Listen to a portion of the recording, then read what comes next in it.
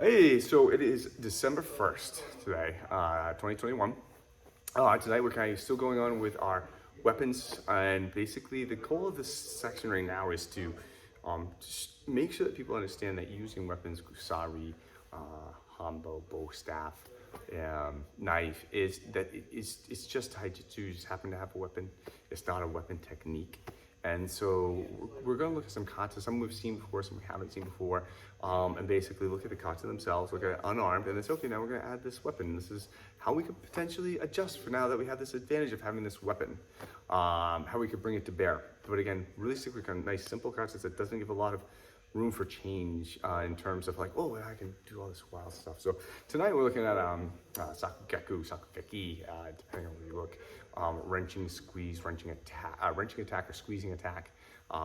That's also, the literal translation is also blooming strike, which I think makes sense. And look at a couple versions of that, and then how can we actually then throw in the Hanbo, how can we actually throw in the Kusari, maybe even a knife, I don't know, we'll see what we get to tonight. It's a lot. But yeah, it's gonna be a good one. Hope you guys enjoy it. Take care. Bye. Okay, happy Wednesday, everybody. So tonight, we're still in weapons. And again, the goal is to kind of tie this all together and look at kata unarmed, but then look at it with weapons involved. That's kind of where we are right now. And again, just to tie it all together, this is body movement, right? There's no different weapon. It's not a knife technique. It's not a Hanbo technique. It's not a Kusari technique. It's just technique. And okay, great. Now we have this little additive that we can use. And how would that change things? Okay. So tonight we're actually going to look at a kata you guys, I don't think you guys have seen before. It's called Sakugeki or Sakugeki, depending on where you look. Photo view, show it on the scroll. It means just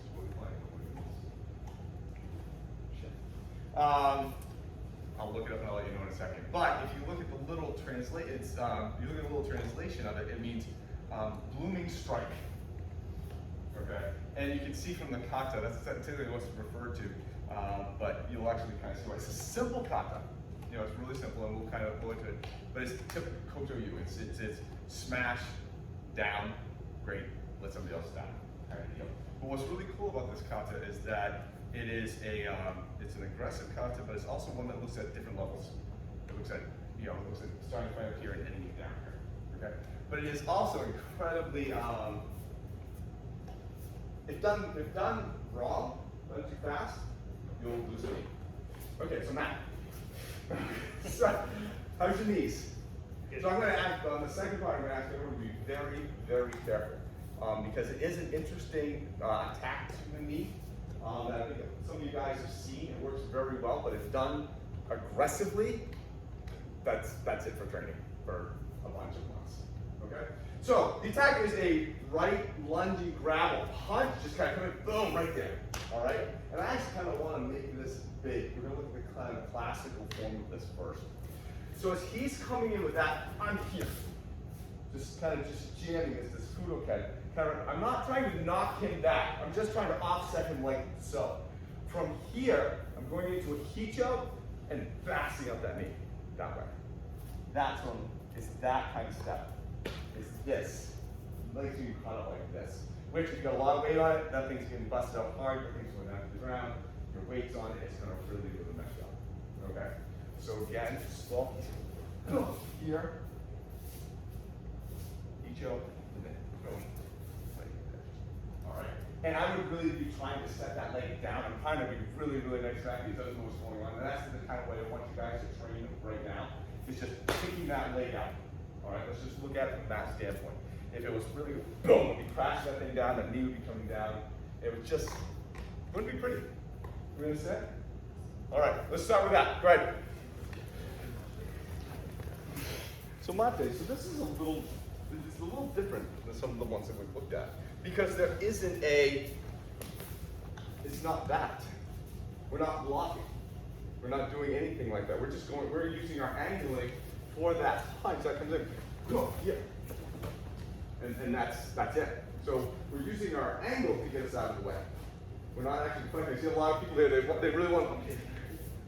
And then the angle's just not quite right at this point in time. We'll look at that in a second, but this classical version doesn't have any type of capture. it's here, and then coming in, okay? So the way to get that, it's easy to get tied up in your feet on this. It's like, okay, so I gotta, and it's turned into like an 18-step thing. You realize he's never gonna wait there that long. If he's coming to me that way, I know I kind of basically want to come at him with this angle. I'm gonna lead with this side, put that right in there. And then go from there, okay? So just again, we've looked at this before. Lead with the side you're gonna hit with, boom, and just change that angle. Don't make this all loopy. Just change your position to here. And then you'll have a line. All right, so it's a change of position, not a loop around. We've talked about this before, right? Okay, good. There you go. Oh, shoot, I hope we weren't recording that. All right, so a little bit of an issue that we came across over here was, yeah, I'm here, but I'm really, really, really close. This person's very tall, they step into the space, and I'm much shorter, my arm is only so long. Now, a couple ways we can go about handling this. One is try to take a little bit of space earlier to drive him back on the initial attack. We took him just a little further back. Now we have a bit more space for this version. Option number 2, kicking with the other leg. Right into here. You could use this rear leg as well. The thing you have to be careful about is that your position isn't going to change very much from here to here versus here where we had a little bit of body movement for this kick. So just be aware of which one you're doing. But that can be pretty gnarly where that goes from there too. So just two quick options for you if you're running across a height disparity. Have fun. Directionality of this. So the kick doesn't always have to be kind of this highly visible sort of straight piston kick. If you're close, you end up here. This kick doesn't have to be, shoot, I have to like lean back and try to fit this thing in.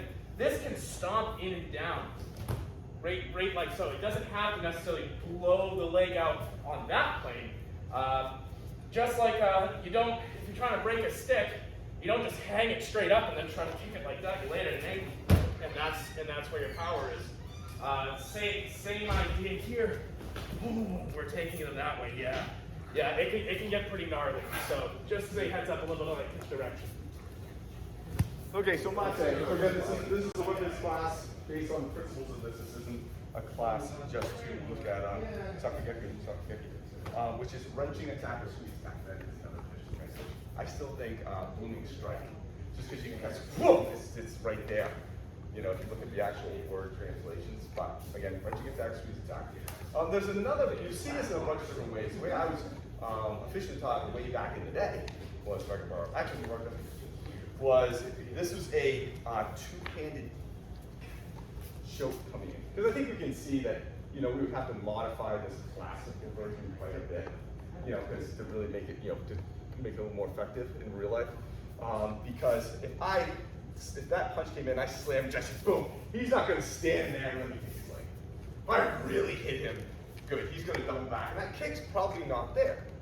It makes sense in a classical standpoint. He's got an armor, he may even have like something covering his neck, and as he comes in with that punch, boom! You know, it's not hurting him, but it's not to send back, boom. That's why we kind of talk about maybe even that chest punch. Just to stop them, but not set them back. Make sense? So this other version is this two-handed kind of thing coming in. This is a lot more modern day applicable, I guess, but the same premise is there. He comes in with that. I'm coming in here. All right? Just kind of getting him back, leaning him back. Again, boom. So one more time, he comes in. Whoa, good, here.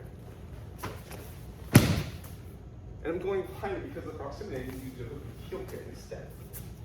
Okay? What makes this interesting is because of the angle that I need to go at. Again, since I'm going straight on, I can't kick him back in again. I need to work my way out around him.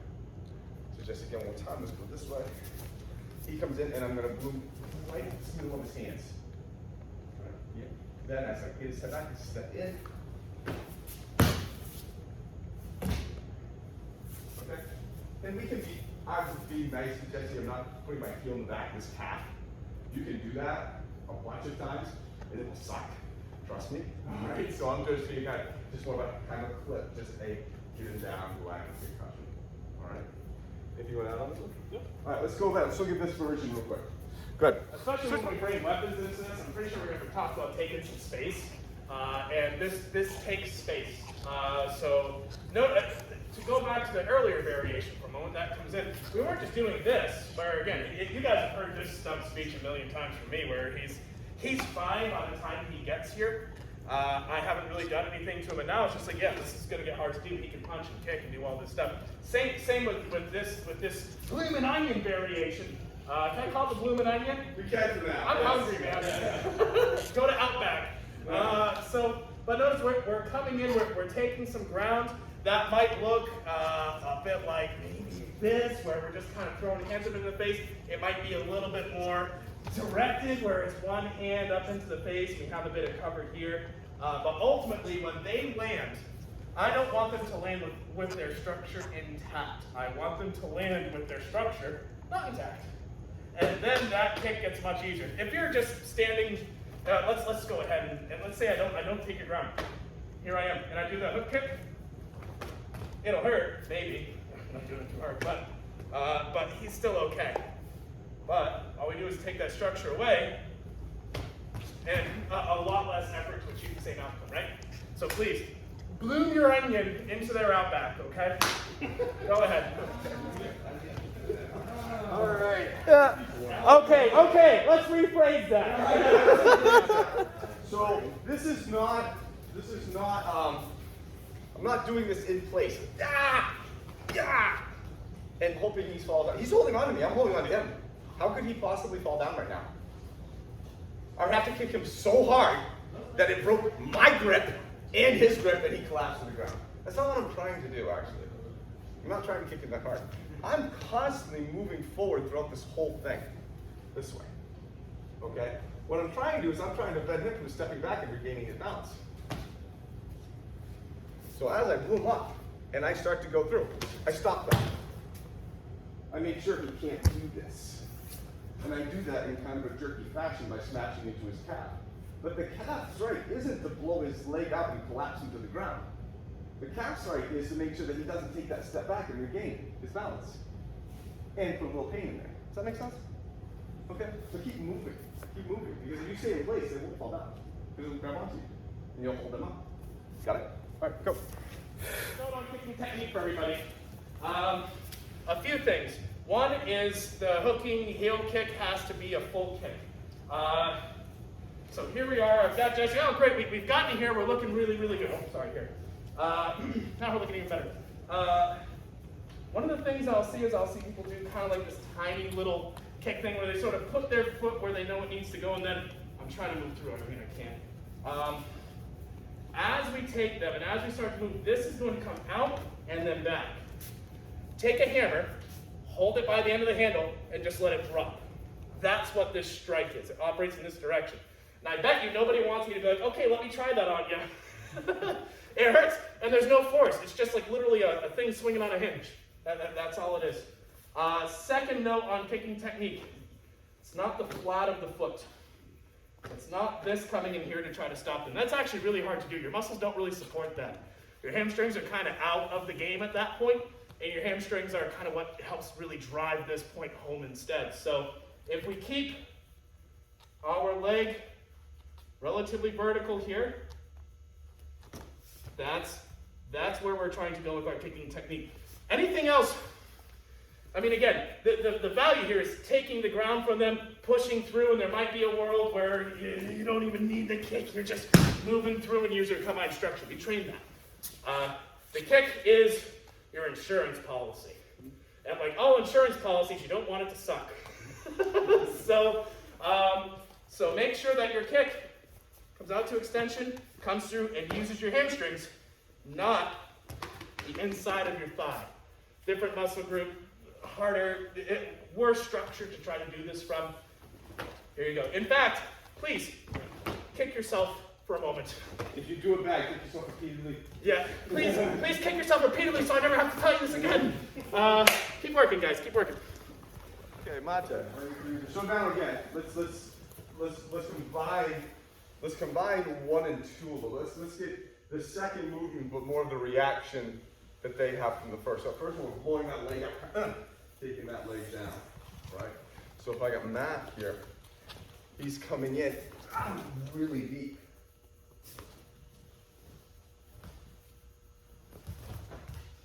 All right, I'm just gonna put the pressure with my knee now, where I was kicking before, I'm gonna put it into here to get that feeling of it going. Because you may just wind up there. I may not be in a position to be out here and do the circular heel kick. This may be so, I'm in here. And so I'm going to give him the feeling of that second one, even though the first one, even though I'm in the second position. Okay? Regular pressure. Boom. And just walk with them. Don't try to rescue. Just put that in there and just walk through it. Don't go down. Okay? Go ahead. Then we'll throw some weapons in there. So let's throw some weapons in here as yes. We'll look at this kind of second version. And depending on the way that I'm holding this, I can use this in 2 different ways. Okay? So let's assume first that I'm holding it like this. It's kind of on the outside, like so. Okay? So Jesse comes in to try to choke me. I'm going to drive it right up there. Get him right here. That's that. And then just come right here. Okay? So again, pretty simple, pretty basic. I'm just throwing this right straight between his hands. Boom, just hitting whatever I can hit. Ah! And then come in from there. All right.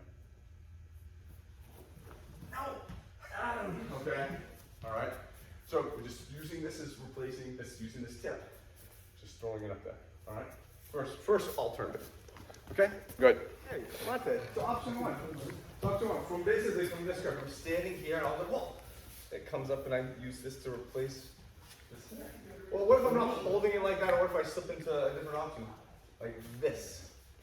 Alright, so instead of going from here to here, I'm actually maybe like here. Okay. Now, what I'm going to do, you could still do from this position, you just would have to get a lot lower, which would be a lot harder.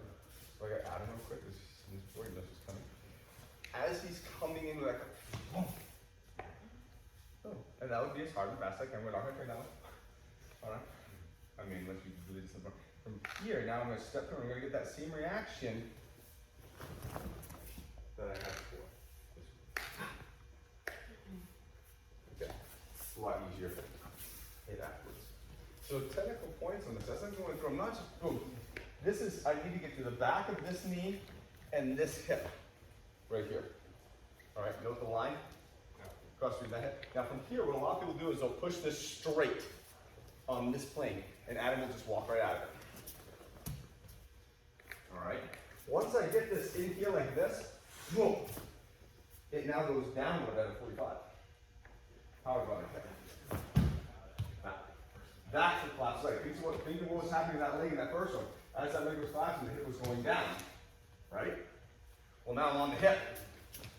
You're going to make the hip go down. Okay? And then we can go from there. Okay? So again, watch out. Nice on that upward shot. Now we'll lose your daddy. It's not nice. All right, so great.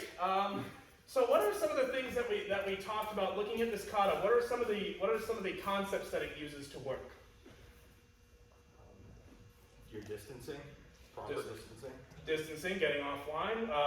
Mr. White mentioned it earlier. There was another big one that I'm thinking about right now that sort of differentiates this from some other kata. Angles. Angles? Close.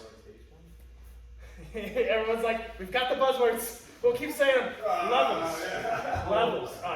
Changing levels. So it's one thing when it's like, a left's coming in and, whoa, and all this stuff is upstairs. And he comes in and all this stuff is upstairs. And that's all fine and good. But let's make life harder for them because I'd like to keep this, I'd like to also disturb them downstairs. And figured, I said, why not sort of take that concept and the same idea, we're going to change the attack to say like a right grab into the collar. Maybe we're starting fairly close. Actually, we'll back up so we're in frame. Fantastic. We're starting off that right grab, so we'll reset. That right grab's coming, we're just kind of rotating up. Same idea, we're trying to take some of this space. Right now, my left side's forward, it could very well be the right. Ultimately, what I'd like to see is right side forward. So here we are. From here, my hands are just up. We're in kamae. Since we're too close to really kick this effectively, we're going to knee him in the balls. Nice. Just to get this in here, we're going to wrap this right around the face or neck and crank it right down. And the idea here is that's where the murder's committed. So you can see Mr. Kyle's coming in, right grabs coming in, loves, hey, see, taking some of that grab, to bend him over, and then now here we are. And he might try to fight back or what have you, but the idea here is that over time, this will end him in the multiple knees to his face. By myself. This is very similar to 1, 2, right? The only difference is now 1, 2, 3. We're just adding a little 3 at the end. We're not trying to, also an important note, Lynn, if I could borrow you for a moment. It's not this, right grab's coming in, but I'm not trying to wrap this around with my arms and hands. If you knee somebody in the balls or they feel like they're going to get kneed in the groin, generally, they bend over a little bit. And the idea is that this catches that. And we can rotate around and there's our crank. And, come on. Have fun, guys. Going on here, too. So Mr. Jesse, if I may just say, I'm not challenging the arm. This is challenging the arm. Or here. I'm challenging him. Now I knee him down and he falls down, and this is where this ends up, right? That's when he tackles me and I go, fudge. See, kept it. Nice one, I'm impressed. Yeah. We're doing like Hira no Kamae. This is kind of what that is. This is literally sitting right under his neck, like a perfect little neck. Yeah, and then that's when we become violent. You know, we grab that, snap, oh God, all the fun stuff. Don't worry about that. But if you challenge the arm with this, you're not going to get the neck. You're going to be dealing with an arm, not a head. Have fun. Different body part. Totally different features. Minor thing. This is minor, but something to keep in mind for future training. Mr. Adam, I have a rope. Maybe not what I'd like to see. This is just he starts to come in and he sees this thing kind of coming for his face a mile away. He might be a little bit more anticipatory, might make things a little bit cagey, more difficult. What if this is maybe, hey man, yeah, we've got our beach towel here. It's not a threatening implement. I'm not sitting there with a knife like this. I have the knife here, or here, or instead of this, we're here. Right? Sit. Everyone sees the concept. So this doesn't have to be so obvious. Point number 2. Let's say, for example, you kneed him in the head or what have you. He starts fighting back. At any point, you can be adjusting your position and what you're doing to set up different outcomes here. Okay. You can still move around this. So especially if you're red belt, brown belt, slowly and gently you get this. They start to stand back up, or they start to try to grab your leg. Can you move your body and keep your rope on them as you do this? Can you maintain maybe a choke? The angle and nature of the choke can change. Ultimately, you've got a rope around their neck. Which stool are they standing on? That one. You know? Have fun. So, Mate, so can we kind of play the different options? Can I borrow your Kusari, please? Adam, can I borrow your neck? Okay, same situation. He's coming in. Oh, but maybe, oh man, I'm over here. And I don't want to give this away, or maybe he's pushing on that arm a little bit. And so this concept isn't gonna, I'm not gonna be able to knee him down into this because I'm over here. Right? I think we can see how that can happen. I think a couple people wind up there and they try to get their arm. Well, if he's holding on to me, yeah, he may not like it. So I'm gonna throw that knee in, boom, still. But now I'm gonna loop over this way. And take it down that way. All right, so now I'm going to lose that with looping fashion. All right, now I can still do this in a non-loop kind of drawing fashion. Yeah, here, but yeah, it didn't work, right? This arm's being held down. I'm just gonna go right into a nice Ishimoji. Works really great if he tries to punch you with the left.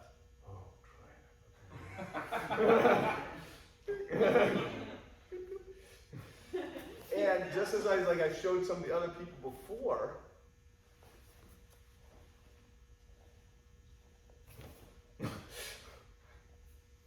okay? You want to see that? You got a really bad angle. Jesse. Sure. So we got the same concept. This coming in, but I'm over on the side. Boom! I nailed me. Just me grabbing on or something like that. Can we just grab onto that arm? Grab on the side. Boom! And so this isn't possible. I happen to wind up here, so I'm not going to get that nice gift from God. I got to be my own God. Boom! Boom. Boom. Now I can go to an E10. I'm just pushing this back in. And here I can pretty much have a lot of fun with Jesse. It's pretty much a marionette at this point in time in my life. Yeah. Go back to that kick. Have a lot of fun with him. Okay? We see it? We're gonna just. He's listening. Right there. Just gonna get right in there. Okay? And you find to be easily able to take them backwards. Okay? Good. There. Have fun. Get the force of the choke in a different part of your neck. You're welcome. So this is nice. You know, we have a nice long rope. We got a nice long rope. We got Jess over here. I'm in this position, and I got a nice long rope. I got a lot of. I kind of can't miss this. Kind of means I'm gonna. It's like, I mean, I can kind of get this, but what if I just happen to have a shorter rope, or maybe a little farther away? You know, that's gonna upset him, and it's not gonna do me any good. All right. So I'm maybe a little further away. My rope's a little shorter. He's grabbing on. I'm just gonna run my hand right around. I'm gonna trace this right around. And and sometimes it flicks his head and I wind up being on this side. That's fine. I'm okay with that, Jesse. So I'm saying instead of the looping, because you have all this excess that you can use, because we have a nice close proximity from it. Yeah. Boom. I don't have it. The rope's not there this time. Trace it. Trace the path you want it to take. It will have a tendency to flip them around, but again, Jesse's still not overly excited about life right now. I am. And now I have that knee that we talked about before. Okay, just trace the path you want the rope to go, and the rope will follow because it's in your hand. Okay? Switch partners. Oh, you go back. It's yours. All right, that was fun. That was a good kata choice because look at how, I mean, what we did, 2, 3 Hanbo variations and 2 or 3 Kusari variations by the end of that. So that was pretty sweet. Thoughts and questions? It's fun. Good. Glad you had a good time. It was a lot of fun. Yes. And I like the body movement aspect a lot because, you know, I feel like a lot of us were feeling it, not focusing on the weapon. Just doing movement. I noticed that too. You guys were really good at that thing. I don't know if it's because you didn't have a choice. Well, because this isn't a flashy kata. There isn't a lot of movement. It's here, there. It's a 2-step process, so you can only add so much flavor in a 2-step process. And so, okay, well, boom, boom, boom, boom. And so yes, I saw a lot of you guys doing really, really well with your taijutsu movement. You just okay, I put this here and I do this, as opposed to getting all weapony, I guess. It's verb. It's in the Merriam ones. Yeah. Oh, anything? Any thoughts? Questions? No, it was very interesting. Awesome. That was fun. And so there's other things that we can do with this. And there's other things that we were looking a lot at is using potentially more of the Hanbo on the down low and doing it there. There's some great, I mean, one of my favorite strikes is a 2-handed Hanbo shot to the quad. I absolutely love it. It is a horrific shot. Super, super fun. It's a blast. Dreams come true. Yeah, it really is. And so I think we can, kind of look at stuff like that. We can look at aspects, where we're actually going to be more behind than in the beginning. And okay, how can a Hanbo come into play from behind? How can the Kusari come into play from behind? How can we actually, we're looking a lot about the neck, like what this Oni Kadafi's right there. you know, it's totally right there the whole time. So, and then we can throw some knife in there. So I think on Saturday we'll look at this topic again, but we'll actually probably show a whole bunch of different variations on things we can do when the weapon comes into play. That's my plan. What do you think? I think you're really well with this tonight. I mean, this is not easy stuff, and it is out of the net. I mean, it's pretty easy stuff, but everybody did really well. So, So make up the stories on what happened here, make them good. If not, just, you know, I always like if someone asks what happened to you next, just get you know, or a wink, just like, you know, I mean, make this. The gimp suit's in the basement. It's in the basement. Yeah, right, exactly. Oh, shit, you see that? But yeah, so you did a nice work tonight, guys. Here's some round of applause. Yeah, nice job, guys. Nice job. Oh, it's time to play. Wow.